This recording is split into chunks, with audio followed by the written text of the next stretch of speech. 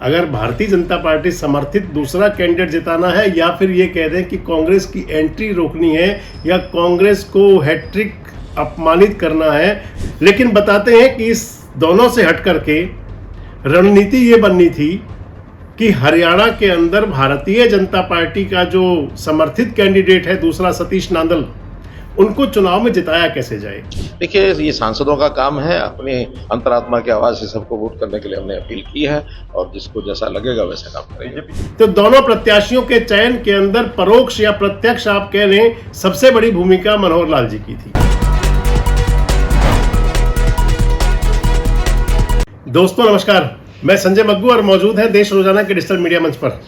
हरियाणा के राज्यसभा सदस्य के चयन के लिए अब मात्र कुछ घंटे बाकी हैं। कल यानी कि 16 मार्च को सोमवार को सुबह 9 बजे मतदान शुरू हो जाएगा और हरियाणा के 90 जो विधायक हैं वो हरियाणा के 2 राज्यसभा सदस्यों का चयन करेंगे। इस चुनाव के अंदर बड़ी महत्वपूर्ण बात यह है कि 2 कैंडिडेट, एक भारतीय जनता पार्टी के प्रत्याशी हैं संजय भाटिया और दूसरे कैंडिडेट भारतीय जनता पार्टी के समर्थित ही प्रत्याशी हैं सतीश नांदल। इस वीडियो में बात करूंगा कि कल एकाएक यानी कि शनिवार की देर रात को पहले तो हरियाणा के पूर्व मुख्यमंत्री कह दूं या उनको हरियाणा के आज के चाणक्य कह दूं मनोहर लाल खट्टर और उनके ठीक पीछे पीछे हरियाणा के मुख्यमंत्री नायब सिंह सैनी करनाल पहुंच गए। हालांकि खट्टर साहब का तो प्लान करनाल का बनता रहता है, लेकिन नायब सिंह सैनी तो विधायकों के साथ चंडीगढ़ के रिजॉर्ट में थे, चंडीगढ़ के होटल में थे और वहां से एकाएक वो पहुंच गए करनाल में। हालांकि 2 चीजें थी करनाल के अंदर। एक तो हरियाणा विधानसभा के जो स्पीकर हैं हरविंदर कल्याण, उनकी माताजी का देहावसान हो गया था और दूसरे भारतीय जनता पार्टी के विधायक हैं योगेंद्र राणा, उनके परिवार में विवाह समारोह था। लेकिन बताते हैं कि इस दोनों से हट करके रणनीति ये बननी थी कि हरियाणा के अंदर भारतीय जनता पार्टी का जो समर्थित कैंडिडेट है दूसरा सतीश नांदल, उनको चुनाव में जिताया कैसे जाए। दरअसल हरियाणा के अंदर जो दोनों कैंडिडेट हैं, एक तो संजय भाटिया भारतीय जनता पार्टी के ही कैंडिडेट हैं, भाजपा के बड़े नेता हैं, करनाल से पहले सांसद रहे थे, और दूसरे सतीश नांदल रोहतक जिले से आते हैं। एक बार बीजेपी की टिकट पर विधानसभा का चुनाव भी लड़ चुके, भारतीय जनता पार्टी के प्रदेश उपाध्यक्ष भी रहे हैं। हालांकि हैं तो अब भी, लेकिन मोहनलाल बड़ौली जी ने कह दिया कि वो अपना इस्तीफा दे चुके हैं।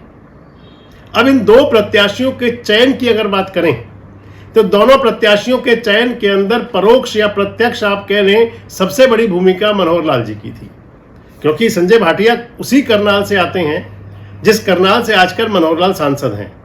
संजय भाटिया यहां पर पहले सांसद हुआ करते थे। संजय भाटिया को अब की बार यानी कि जब 2024 में लोकसभा का चुनाव हुआ था तो उन्हें चुनाव लड़ने से मना कर दिया गया था कि आप लोकसभा का चुनाव आपको नहीं लड़ाया जा रहा और आपके जगह पर मनोहर लाल जी होंगे। यानी कि संजय भाटिया का एक प्रकार से आप उसे त्याग कह लें, समर्पण कह लें पार्टी के प्रति। संजय भाटिया मनोहर लाल जी के बहुत नजदीकियों में है और नजदीकी कितने, आप उसे कुछ यूं मान लें कि 2019 में जब वो सांसद बन चुके थे, उनके सांसद बनने के बाद हरियाणा के अंदर अपना एक रथ लेकर के चले थे मनोहर लाल और उस रथ के सारथी के तौर पर थे उस संजय भाटिया उनके साथ। उस समय बीजेपी के हरियाणा के महामंत्री भी हुआ करते थे। दूसरे जो प्रत्याशी चयन हुआ वो सतीश नांदल का हुआ। सतीश नांदल रोहतक से आते हैं।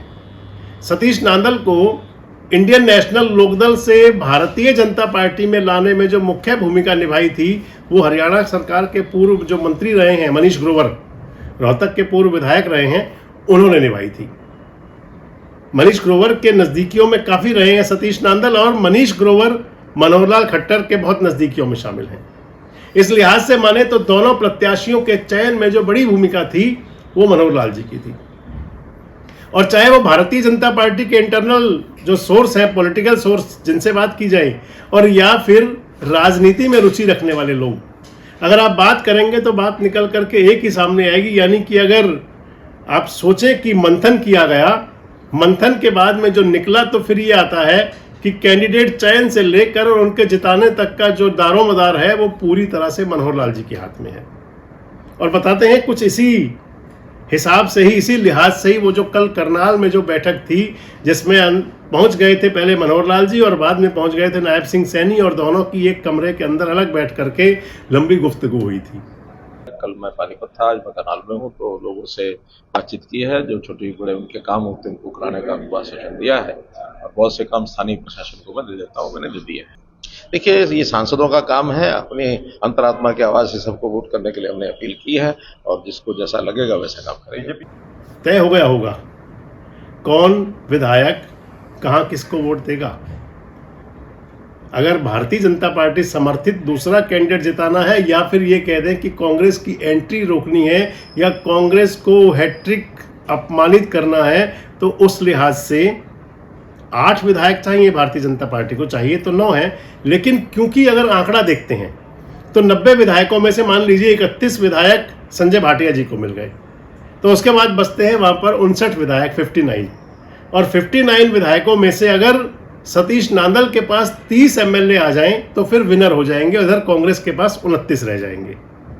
या उसके अंदर वोट रिजेक्शन का होगा तो उसके बाद पता चलेगा कितने वोट रिजेक्ट होते हैं। लेकिन मोटा मोटी अगर वोट डाले जाते हैं तो फिर उसके हिसाब से 31 वोट अगर प्रथम वरीयता संजय भाटिया और दूसरी वरीयता पर अगर कहीं 8 वोटों का जुगाड़ कांग्रेस से कर लेते हैं, अगली वीडियो में बताऊंगा आपको कि कौन से वोटों का जुगाड़ हो सकता है और कहां क्या क्या चल रहा है। अगर 8 वोटों का जुगाड़ हो गया तो फिर नांदल साहब के पास 30 एमएलए आ जाएंगे, बचे हुए 29 रह जाएंगे, तो 29 पर कांग्रेस हार जाएगी और नांदल चुनाव जीत जाएंगे 30 वोट लेकर के। और ये दारोमदार जो मैं आपको बता रहा था, ये पूरी तरह से मनोहर लाल के हाथ में है। किस प्रकार से जमाना है रंग, क्योंकि आज उन्होंने कह दिया, पहले भी कहा था, आपको ध्यान होगा, जब कार्तिकेय शर्मा इंडिपेंडेंट कैंडिडेट थे तो मनोहर लाल ने कहा था कि अंतरात्मा की आवाज पर वोट करेंगे विधायक। और आज भी उन्होंने कह दिया कि कांग्रेस के विधायक अंतरात्मा की आवाज पर वोट करेंगे और अंतरात्मा कब जागेगी वो आप सब जानते हैं। इस चुनाव के बाद इतना तो तय है कि कम से कम हरियाणा की सियासत के अंदर होंगे कभी कोई पीएचडी, लेकिन मनोहर लाल सबसे बड़े चाणक्य और सबसे बड़े पीएचडी बनकर के उभरेंगे। कितने सहमत हैं आप इस बात से? कमेंट बॉक्स में जरूर बताएं। जुड़े रहें हमारे साथ, देखते रहें देश रोजाना। हमारे साथ जुड़े रहने के लिए सब्सक्राइब करें देश रोजाना के YouTube चैनल को और नई वीडियो की नोटिफिकेशन पाने के लिए बेल आइकन जरूर दबाएं। अगर आप ये वीडियो Facebook या Instagram पर देख रहे हैं तो पेज को लाइक और फॉलो जरूर करें और ज्यादा से ज्यादा शेयर करें।